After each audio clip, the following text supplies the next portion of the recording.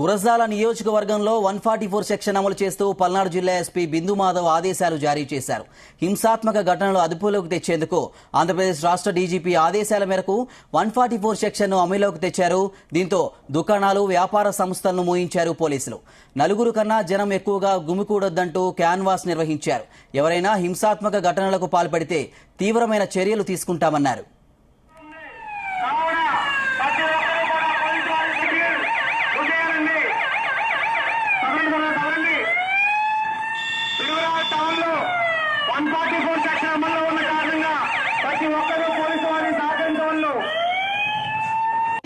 దానిలో accused, arrested ఇవన్నీ investigation లో ఉన్నాయి. ఆ డీటెయిల్స్ అన్ని ఒకసారి ఫైనలైజ్ అయిన తర్వాత తెలియజేయడం.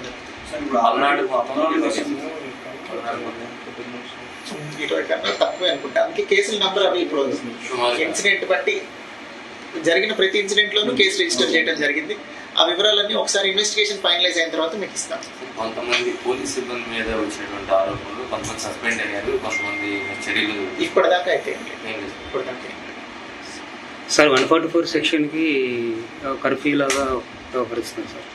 లేదండి, అంటే షాప్ సెక్షన్ అంటే మేము ఏమనలేదు. ముగ్గురు కన్నా ఎక్కువ మంది చేరద్దంటుంటే వాళ్ళకి ఎవరు రావట్లేదు కదా, రోడ్ల మీద ఎవరు తిరగట్లేదని వాళ్ళు అంటే వ్యాపార సంస్థలు మూసేస్తున్నారు కదా సార్, పబ్లిక్ ఇబ్బంది అవుతున్నట్టుంది.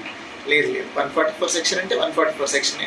గుంపులుగా తిరగకూడదు, ముగ్గురు అంతకన్నా తక్కువ మంది మాత్రమే ఉండాలి, రోడ్ల మీద అన్నెసరీగా సంచరించకూడదు. ఇవి 144 సెక్షన్.